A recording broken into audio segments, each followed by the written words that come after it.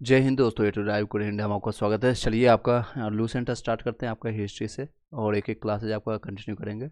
और ये इंपॉर्टेंट रहेगा, 70 बीपीएससी री एग्जामिनेशन होती है, उसमें भी 71 में भी हेल्पफुल रहेगा, क्योंकि इसी से एग्जामिनेशन में आया था 70 का। और साथ ही साथ आपका बीपीएससी टीआरई 4 के लिए जो प्रिपरेशन कर रहे हैं उनके में हेल्पफुल रहेगा, बिहार एसएससी में हेल्पफुल रहेगा, और रेलवे के चाहे आपका ग्रुप डी हो, एनटीपीसी हो, जितने भी एग्जामिनेशन है सभी जगह जहाँ पर आपको जाता है। देख सकते हैं, सबसे पहले हम टॉपिक करेंगे प्राचीन भारत, जिसमें से आपका टॉपिक है प्राचीन भारतीय इतिहास के स्रोत कहाँ कहाँ से लिए गए। आपको प्रागैतिहासिक काल, सिंधु सभ्यता, वैदिक सभ्यता और महाजनपदों का उदय, जैन धर्म, बौद्ध धर्म, शैव धर्म और वैष्णव धर्म, जितने भी धर्म हैं, इस्लाम धर्म और ईसाई धर्म, और मगध साम्राज्य का उत्कर्ष। हालांकि इससे भी क्वेश्चन पूछ नहीं रही बीपीएससी, तो इस सबको तेजी से कंप्लीट करेंगे। मौर्य साम्राज्य, ये इंपॉर्टेंट रहेगा। ब्रह्म समाज, उसके बाद भारत के यवन, यक्ष और शक और कुषाण आपका इंपॉर्टेंट रहेगा। गुप्त साम्राज्य बहुत इंपॉर्टेंट रहेगा। पुष्य सुंग वंश हो गए। दक्षिण भारत के जो है प्रमुख राज्य वंश, उसके सीमावर्ती राज्यों के अवैध। तो ये आपका 120 पेजों में, यानी 100 से लेकर के 102 पेजों में रहेगा आपको पूरा हिस्ट्री का भी पार्ट रहेगा, जिसमें एंशियंट, मेडिवल और मॉडर्न आपका रहेगा। विश्व के इतिहास 4 पार्टों में। सबसे ज़्यादा इंपॉर्टेंट आपका आधुनिक भारत रहेगा। तो उसी क्रमांक में चलेंगे। मध्यकालीन भारत तो ऑलरेडी आप लोगों को पता है, अरबों आक्रमण भारत में, महमूद गजनवी और मोहम्मद गौरी के बारे में। उसके बाद आपका सल्तनत काल, विजयनगर साम्राज्य हो गया, बहुमनी काल हो गया। और मोहम्मद गौरी के बाद आपका आ जाता है दिल्ली सल्तनत। उसके बाद आपका सूफी संत, भक्ति आंदोलन, मुगल साम्राज्य और मुगल शासन, आपका मराठों का उत्कर्ष पढ़ेंगे। फिर उसके बाद आधुनिक भारत का टॉपिक हम बाद में बताएंगे। फिर आपको ज्योग्राफी रहेगा, फिर आपको भारत का ज्योग्राफी सबसे इंपॉर्टेंट रहेगा। फिर भारतीय संविधान, इससे 10 से 12 क्वेश्चन हर जगह आपको देखने को मिलता है। भारतीय अर्थव्यवस्था, फिर आपको भौतिकी, फिजिक्स का, और फिर कंप्यूटर, उसके बाद रसायन यानी केमिस्ट्री, फिर बायोलॉजी, और फिर आपका साइंस एंड टेक, उसके बाद विविध। ये 10 टॉपिक आपका रहेगा। चलिए आज स्टार्ट करते हैं, शुभारंभ करते हैं। वीडियो को फर्स्ट टाइम ला करके सब्सक्राइब करके बेल घंटी दबा लीजिएगा, और इसका प्ले लिस्ट हम बना देंगे, उससे आप जाकर के शेयर कर लीजिएगा, देख लीजिएगा। टेलीग्राम ग्रुप का लिंक इसी वीडियो को डिस्क्रिप्शन में मिलेगा, वहाँ से आप ज्वाइन कर सकते हैं। चलिए दोस्तों, नेक्स्ट आपका स्टार्ट करते हैं। टेलीग्राम ग्रुप का लिंक इसी वीडियो के डिस्क्रिप्शन में मिल जाएगा, वहाँ से आप ज्वाइन कर सकते हैं। उत्तर भारत में, उत्तर में जो है हिमालय से लेकर के दक्षिण में, यानी उत्तर में जो है आपका, यानी नॉर्थ से लेकर के ऊपर से लेकर के आपको नीचे की तक की बता रहा है। साउथ में दक्षिण में समुद्र तक फैला जो है उपमहाद्वीप भारतवर्ष के नाम से ज्ञात है। यानी इसको क्या किस नाम से जानते हैं, तो ये आपका क्वेश्चन आ सकता है। तो ये भारतवर्ष के नाम से जानते हैं, जिसे महाकाव्य या पुराणों में भारतवर्ष या भरत का देश के नाम से जानते हैं। यहाँ के निवासियों को भारतीय या भरत का संतान कहा गया है।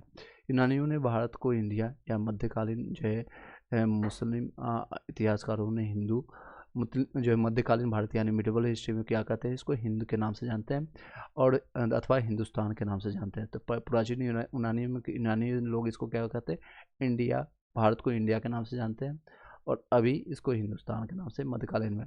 भारत इतिहास जो है को अध्ययन करने की सुविधा 3 भागों में बांटा गया है। एक तो प्राचीन भारत, मध्यकालीन भारत और आधुनिक भारत के।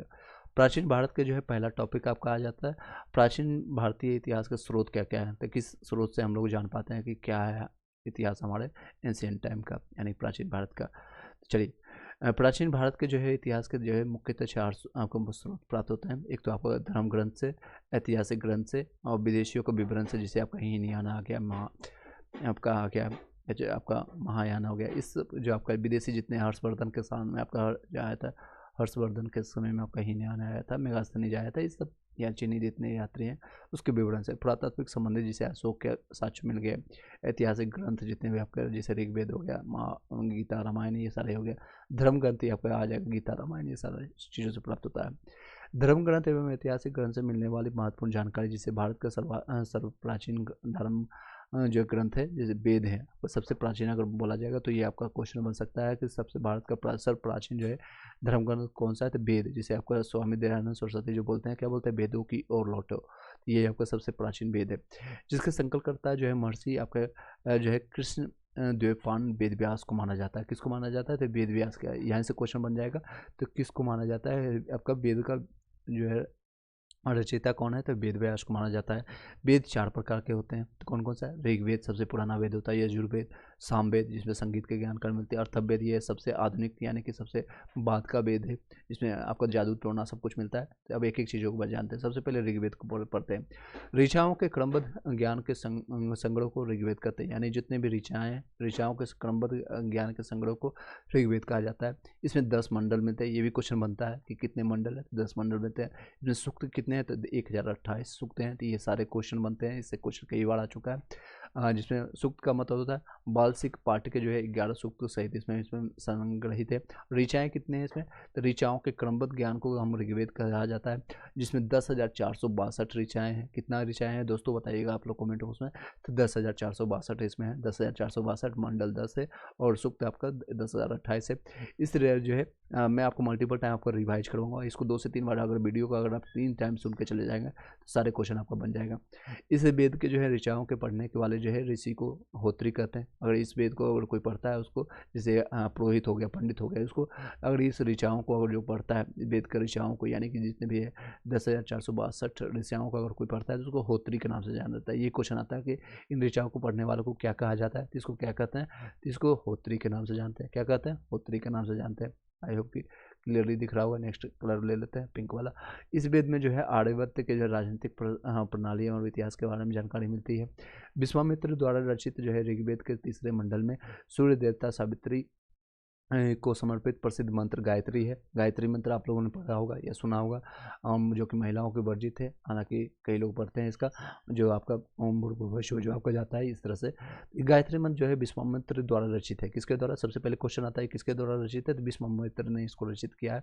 विश्वामित्र जो आपका महापंडित के रूप में जाना जाता है और इसके जो है प्रमाण मिलते हैं आपका रामायण में भी। तो विश्वामित्र के द्वारा रचित है। और ऋग्वेद के किसमें कितने मंडल में मिलते हैं, तो 3रे मंडल में मिलते हैं। ये दूसरा क्वेश्चन बन जाता है। और किस देवता को सावित्री के लिए हम लोग बोलते हैं, लेकिन ये किस देवता को समर्पित है, तो सूर्य देवता जो है सावित्री को समर्पित करते हैं, आपको माना जाता है।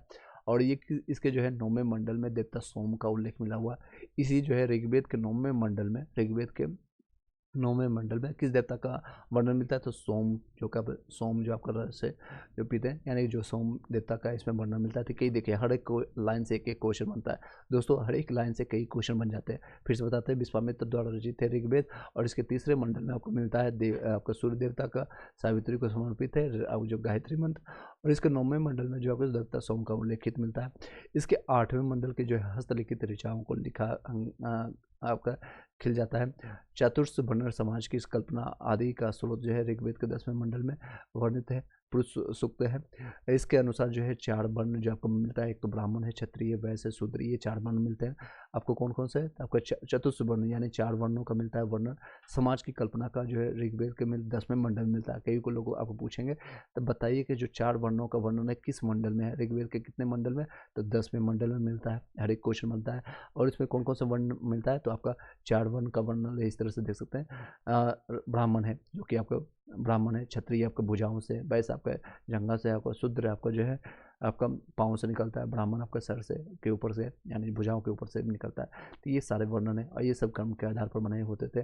पुरुष ब्राह्मण के क्रम से जो आपका जैसे आपका मुख हो गया, भुजा हो गया, ये मुख से निकलने वाले जो है ज़्यादातर पंडित ब्राह्मण क्या करते हैं, तो मुख से काम करते हैं। भुजाओं से जो क्षत्रिय काम करते हैं। और जंघों से आपको जो वैश्य देखते होंगे, वैश्य जब भी कहीं बैठ जाता है, जम जाता है, तो वो पूरा अपना व्यवसाय वहीं से करता है। तो ये जंघा से काम करता है। चरणों से जो है आपका शूद्र है। शूद्र यानी जो आपका जितने भी छोटे मोटे काम हो गया, हालांकि कोई काम छोटा बड़ा नहीं होता है। और ये सबसे बड़ा महत्वपूर्ण काम होता है शूद्रों का, कि उस पूरा धरातल को साफ सुथरा रखने के साथ साथ जो पूरे विष्णु भगवान को जो है खड़ा करने का काम करता है। तो ये सब सारे वो काम अच्छे होते हैं। तो ये आपका चरणों से निकलता है। ये क्वेश्चन आता है। धर्मसूत्र जो है 4 आपको प्रमुख जातियाँ हैं, जैसे स्थितियाँ हैं, व्यवसाय, दायित्व, कर्तव्य और विशेषाधिकार से स्पष्ट विभेद करता है। वामन अवतार जो है 3 पगों के आख्यान का प्राचीनतम स्रोत ऋग्वेद में मिलता है। वामन अवतार जो है विष्णु भगवान का 3रे अवतार माने जाते हैं। तो इसमें 3 पगों का वर्णन जो है व्याख्यान किसमें मिलता है, तो ऋग्वेद में मिलता है, इसका स्रोत मिलता है। ऋग्वेद में इंद्र के लिए कितने वर्ड लिखा गया है, तो 250 लिखा गया है, 250। अग्नि के लिए 200 ऋचाएँ इसमें वर्णित है। तो क्वेश्चन आता है इसमें इंद्र के लिए कितने ऋचाएँ लिखे गए, तो 250। और अग्नि के लिए 200 ऋचाएँ लिखे गए। टोटल कितने हैं ऋचाएँ, तो 10,462 है। और टोटल सूक्त कितने हैं, तो 10,028 है। मंडल कितने हैं, 10 मंडल है। प्राचीन इतिहास के आपके साधन के रूप में वैदिक साहित्य में ऋग्वेद के बाद आपका सतपथ ब्राह्मण का स्थान मिलता है। प्राचीन जो है इतिहास के साधन के रूप में वैदिक साहित्य के रूप में चलिए, वैदिक साहित्य में जो है ऋग्वेद के बाद कौन सा आता है, तो सतपथ ब्राह्मण आता है। ये भी क्वेश्चन आ चुका है। अब आता है यजुर्वेद के बारे में चर्चा करते हैं। 16 जो है पाठ्य के मंत्रों यानी मंत्रों के बारे में बलि और के अनुसार जो है अनुपालन के लिए नियमों का संकलन यजुर्वेद कहलाता है। जितने भी आप देख सकते हैं मंत्रों का हो गया या बलि के समय अनुपालन के लिए जितने भी चीज़ें वर्णित कहा है तो यजुर्वेद में मिलता है। इसके पाठ्यकर्ता को अर्धयुग कहते हैं। इसके पाठ्यकर्ता जो पाठ्य को करता है उसको अर्धयुग के नाम से जानते हैं। यह एक ऐसा वेद है जिसमें जो गद और पद दोनों मिलते हैं, यानी गद और पद जो हिंदी में आप लोगों ने पढ़ा होगा गद पद। तो ये सामवेद के बारे में चर्चा करते हैं। ये गाई जा सकने वाली ऋचाएँ हैं, यानी जिसको गाया जाता है, सामवेद गाने के लिए जिसको कहते हैं। इसके पाठकर्ता को उद्रातु के कहते हैं। इसके जो है इससे आपको भारतीय संगीत का जनक माना जाता है। सामवेद को और भारतीय संगीत का जनक आता है। मल्टीपल टाइम ये क्वेश्चन आ चुका है। जो है भारतीय संगीत का जनक किसको कहा जाता है, तो सामवेद को। और इसमें जो है गाए जाने सकने वाली इसको जो पाठ करता है उसको उद्रातु के नाम से जानते हैं। गद और पद किस में मिलता है, तो आपका यजुर्वेद में मिलता है। समय बलि आपको नियमों का संकलन किसमें, जहाँ नियम की बात आ जाए उसमें आपको यजुर्वेद आप लगा दीजिएगा। अर्थवेद ये आधुनिक है, अर्थात ऋषि द्वारा जो है रचित इस वेद में रोग निवारण, तंत्र मंत्र, जादू टोना, साप वशीकरण, आशीर्वाद, स्तुति, पाश्चात्य औषधि, अनुसंधान, विवाह, प्रेम, राजक्रम, मातृभूमि, आपका जो है महात्म आदि विविध विषयों में संबंध जो है मंत्र एवं समान मनुष्यों के विचार, विश्वासों, अंधविश्वासों इत्यादि का वर्णन मिलता है। इसमें क्या क्या चीज़ मिलता है। चलिए नेक्स्ट आगे कंटिन्यू करते हैं। इसमें जो है सभी एवं सभा एवं समिति को प्रजापति के दो पुत्री कहा जाता है। ये क्वेश्चन बहुत आता है यजुर्वेद में। सभा और समिति को जो है प्रजापति के दो पुत्रियों किस वेद में कहा जाता है, तो ये अथर्ववेद में कहा जाता है। सबसे प्राचीन वेद आपका ऋग्वेद है, सबसे बाद का वेद अथर्ववेद है। मैंने मल्टीपल टाइम बताया अभी। वेदों को भली बातें समझने के लिए 6 आपका जो है वेदांग की रचना हुई है, जिससे कि आपका ये है शिक्षा, ज्योतिष, कल्प, व्याकरण, निरुक्त और छंद। शिक्षा, ज्योतिष, कल्प, व्याकरण, निरुक्त और तथा छंद हुए हैं। भारतीय ऐतिहासिक कथाओं का सबसे अच्छा आपका क्रमबद्ध जो है विवरणों पुराणों में मिलता है। इसके रचयिता लोमहर्ष तथा इसके पुत्र जो है अग्रसर्वा माने जाते हैं। इसकी संख्या जो है 18 है। इसमें से केवल 5 आपका मत्स्य, वायु और विष्णु, ब्राह्मण और भागवत में से आपका राजाओं की वंशावली पाई जाती है। पुराण में मत्स्य पुराण सबसे प्राचीन एवं आपका प्रमाणिक है। अधिकतर जो है पुराण सरल संस्कृत श्लोक में लिखे गए हैं। स्त्रियां तथा शूद्र इन्हें वेद पढ़ने की अनुमति नहीं दी गई थी, उसमें नहीं थी। वे भी पुराण सुन सकते थे, बस सुन सकते थे। स्त्रियां और शूद्र देख सकते हैं स्थिति कैसे खराब होती चली गई थी पुराण आपको जो है। चलिए नेक्स्ट है आपका पुराणों का पाठ जो है आपको पुजारी मंदिर में किया करते थे। स्मृति ग्रंथों में सबसे प्राचीन एवं प्रमाणिक मनुस्मृति माना जाता है। सबसे अगर आपका स्मृति में अगर देखें तो आपका स्मृति ग्रंथ में तो सबसे प्रमाणिक आपका है मनुस्मृति। यह शुंग काल का मानक आपका है ग्रंथ है। आपका जो है नारद स्मृति जो है स्मृति गुप्त युग के विषय में जानकारी प्रदान करता है। जातक में जो जातक ये क्वेश्चन आया भी है, बुद्ध की पूर्वजन्म की कहानी मिलता है। जातक में बुद्ध की पूर्वजन्म की कहानी मिलता है। हीनयान का प्रमुख ग्रंथ है आपका कथा वस्तु, जिसमें महात्मा बुद्ध का जीवन चरित्र अनेक आपका कथानकों के साथ वर्णित है। जैन साहित्य को क्या कहा जाता है, आगम। जैन साहित्य को आगम कहते हैं और जातक कहते हैं। बुद्ध की पूर्वजन्म की कहानियों के लिए जाना जाता है। चलिए नेक्स्ट है जैन धर्म जो है का प्रारंभिक इतिहास जो है कल्पसूत्र से ज्ञात होता है। जैन धर्म जो है भगवती सूत्र में आपको महावीर के जीवन कृतियों एवं अन्य समकालिकों के साथ उनके संबंधों का विवरण मिलता है। अर्थशास्त्र के लेखक जो है चाणक्य यानी कौटिल्य या विष्णुगुप्त के नाम से जाने जाते हैं। यही चाणक्य हैं जो कि चंद्रगुप्त मौर्य को बनाने का काम करते हैं और धनानंद से इनका जो है बैड हो जाता है, यानी कि युद्ध हो जाता है। यह जो है 15 अधिकरणों एवं 180 प्रकरणों में विभाजित है। इससे मौर्य आपका जो है मौर्यकालीन इतिहास की जो है मौर्यकालीन जो है क्योंकि मौर्यकालीन चंद्रगुप्त मौर्य की जानकारी प्राप्त होता है। संस्कृत साहित्य में ऐतिहासिक घटनाओं को क्रमबद्ध लिखने का आपको सर्वप्रथम प्रयास जो है कलहन के द्वारा किया गया था। यानी संस्कृत साहित्य किसने लिखा था? कलहन के द्वारा लिखा गया। कलहन द्वारा रचित जो है आपकी पुस्तक कौन है? राजतरंगिणी।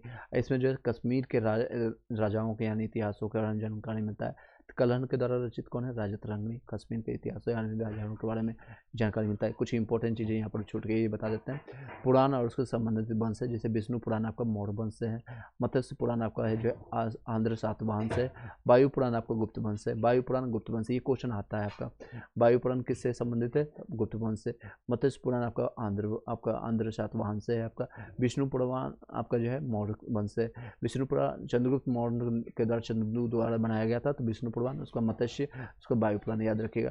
तो इस तरह से क्रम में याद रखते हैं। विष्णु भगवान का अवतार है मत्स्य, उसके बाद वायु, इस तरह से आंध्र, उसके बाद गुप्त आता है। चलिए इसको शॉर्ट ही रखेंगे, नेक्स्ट पार्ट में हम सारी चीज़ कंप्लीट करेंगे। अरबों की सिंध विजय का वृत्तांत जो है चचनामा आपका लेखक का जो है अली अहमद में सुरक्षित मिलता है। चलिए कंटिन्यू करते हैं। अरबों की जो है सिंध विजय का वृत्तांत तो जो है चचनामा आपका जो है इसके लेखक कौन है? अली अहमद है। इसके बाद कई क्वेश्चन आता है कि चचनामा का लेखक कौन है? तो अली अहमद है। चचनामा का लेखक कौन है? अली अहमद है, में सुरक्षित है। अष्टाई जो इसको संस्कृत भाषा में व्याकरण की प्रथम पुस्तक माना जाता है, इसके लेखक कौन है? तो पाणिनि को माना जाता है। पाणिनि, पानी पीने वाला नहीं, पाणिनि के नाम से जानते हैं। अष्टाध्यायी के लेखक कौन है? पाणिनि के ने। इससे मौर्य आपका जो है कि पहले का इतिहास यानी मौर्यकालीन या चंद्रगुप्त मौर्य से पहले धर्मानंद जितने भी नंद वंश है, तो उसके सारी जानकारी मिलता है। मौर्य युगीन जो है राजनीतिक व्यवस्था की जानकारी प्राप्त होती है। कल्याण जो है कि आपकी गार्गिक संहिता एक ज्योतिष ग्रंथ है, फिर भी इसमें जो है भारत पर होने वाले यवन आक्रमण का उल्लेख मिलता है। पतंजलि पुष्पमित्र शुंग के पुरोहित थे। पतंजलि जो थे किसके? तो पुष्पमित्र शुंग, पोषे पतंजलि, पोषे पुष्पमित्र, याद रखिएगा। पुष्पमित्र शुंग के पुरोहित होते थे, यानी कि पंडित जो जिसको पूजा करने वाले, जिसको कहते हैं पुरोहित। इसके जो है महावास से शुंगों की इतिहास का पता चलता है। विदेशी यात्रियों से मिलने वाले प्रमुख शास्त्र, ये आपका नेक्स्ट वीडियो हम कंटिन्यू करेंगे, छोटा छोटा हम लाएंगे। अब पूरा मेरा टारगेट रहेगा इस 2 से 3 महीने में पूरा आपका लूसेंट आपका पूरा आपका थ्योरी पोर्सन जो वन लाइनर है, क्योंकि बहुत इंपॉर्टेंट है। बीपीएससी 70 अगर री एग्जामिनेशन होती है तो उसमें भी हेल्पफुल रहेगा, और बीपीएससी 71 में भी, बिहार एसएससी में, हर एक जगह इसका इंपॉर्टेंस है। आपको भली भांति पता चल रहा है आप लोग को। कई चीज़ें, कई लोग बोल रहे हैं कि ऑनलाइन जो है लूसेंट का समय चला गया, लेकिन फिर से जब से बीपीएससी के एग्जामिनेशन है फिर से इसका समय लौट गया। तो इसको भी करना है, एनसीईआरटी भी करना है, मैं आपको सारी चीज़ बोल रहा हूँ। और एनसीईआरटी जो मैंने दिया है प्लेलिस्ट, उसको भी आप देख सकते हैं। चलिए इस वीडियो को यहीं पर शॉर्ट रखते हैं। Thank you so much, have a nice day and all the best.